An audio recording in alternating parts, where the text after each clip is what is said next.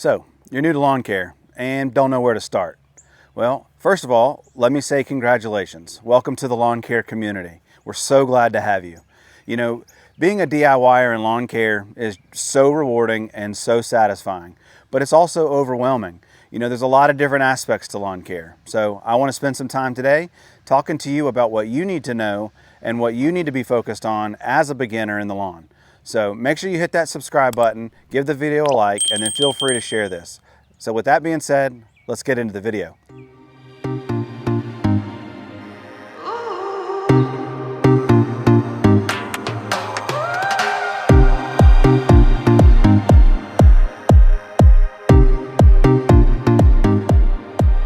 So before we get started, I just want to say that having a great looking lawn takes time.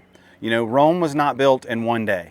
So take your time, enjoy the process, understand that there are a lot of different aspects to lawn care, but I know you can do this. You know, simply mowing your grass or even just weed eating and trimming up your bushes and things can make a huge impact to the overall appearance of your lawn. So with that being said, let's get into step one of what you need to know when you first get into lawn care.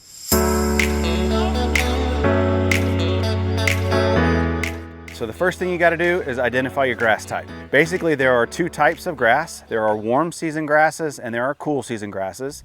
So you can Google, you know, what is my grass type, and take a picture of it. You can send it to me. I'll be glad to help you out and look for it. But you can go to, like I said, Google, and based on where you live in the country, you can live in a northern climate, maybe where there's some cool season grasses. There's the transition zone where it's kind of a blend of the two.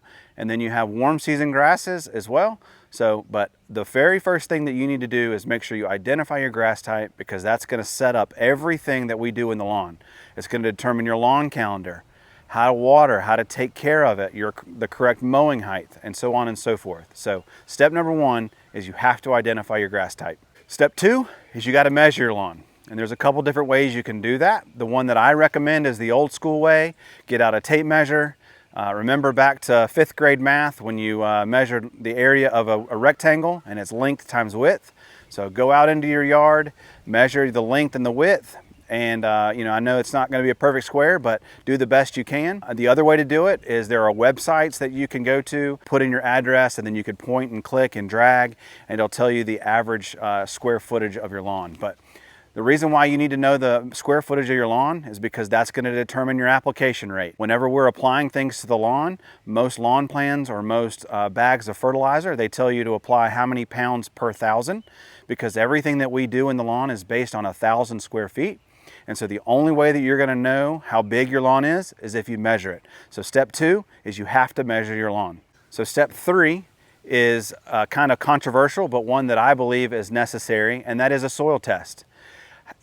When you take a soil test, it's going to tell you everything that you need to know about the lawn, from your pH to the amount of nitrogen in your soil, all of those things. And so if you're just starting out in lawn care, having a soil test will set the baseline for everything that you need to do in the lawn. If your lawn is deficient in potassium, then you need to make sure you're focused on fertilizers that contain potassium to make sure you elevate those levels. And if you didn't do a soil test, you wouldn't know that. So step three is a soil test.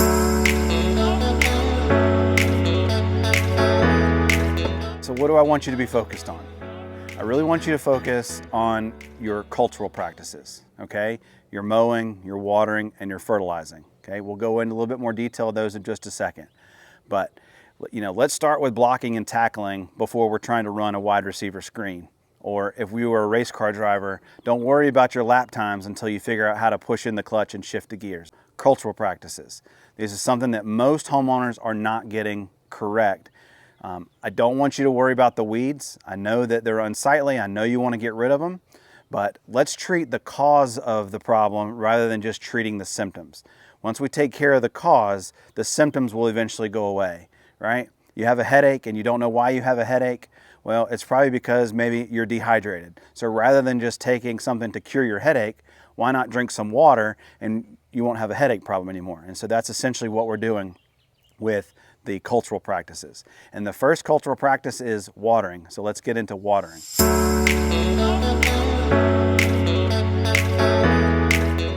So the first step when it comes to watering is we water deep and we water infrequent. We've already identified our grass type, so that's going to tell us the amount of water that our lawn needs every week to stay healthy and thrive. So make sure you're watering deep and make sure you're watering infrequent. Second cultural practice we need to be focused on is mowing. Mowing is stressful on our grass, no matter if it's cool season or warm season. So there are multiple things that we can do to help mitigate that and reduce the amount of stress that we're putting on the lawn. So that starts with mowing at the correct height, depending on your grass type. Mowing often. We never want to remove more than 1/3 of the grass blade at a time. That's called the 1/3 rule. And then we also want to make sure we're not ever leaving clippings on the lawn. Leaving clippings on the lawn will choke out the grass underneath it, invite weeds and different things like that. So cultural practice number 2 is we want to focus on our mowing. And then the third and final cultural practice that I want you to really focus on is fertilizing. Understanding how much fertilizer your grass needs every year, and then broken up to the right times of the year to make sure you fertilize. And so fertilizing is the main food that we give our lawn. So we want it to be happy and healthy and thick. And so the way we do that is by feeding the lawn. So you want to understand how much fertilizer you need and when the appropriate times to fertilize. Those are the 3 cultural practices that will help you reduce weeds, get you off on the right foot, making sure your lawn is healthy and beautiful and green. And that is making sure that you are watering correctly, make sure you're mowing correctly, and then make sure you're feeding the lawn correctly. So I get it. Cultural practices aren't sexy and they don't sell and they're not going to make a whole lot of money for some of the big corporations out there. But they do matter and they are extremely important, and most homeowners aren't getting them right. So really quickly, make sure you hit that subscribe button and give the video a like. Now let's talk about getting to know your lawn.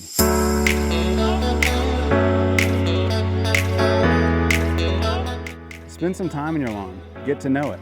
Find out which parts hold water, which parts stay wet, which parts you struggle to grow grass in. And I promise, once you learn your lawn and you get to know it a little bit better, you'll have a much better understanding of how to take care of it.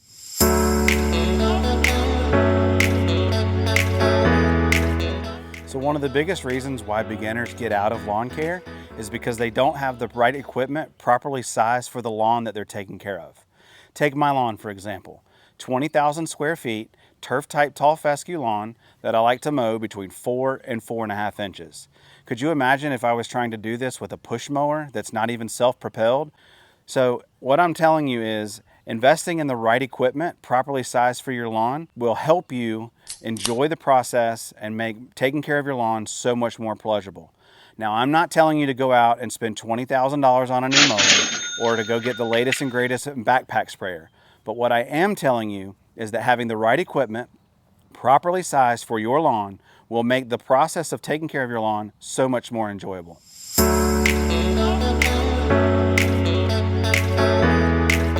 So the last thing I want to say is just offer you words of encouragement. You can do this. Taking care of your lawn doesn't have to be that complicated. Before you know it, you're going to be spreading PGRs and throwing down humic acid just like the pros. So if you enjoyed this video and you like the content, please consider subscribing to my YouTube channel and give the video a like. Follow me on social media, Facebook and Instagram. With that, my name is Devin, the DIY Lawn Coach, and thank you so much for checking out the video, and I can't wait to see you in the lawn.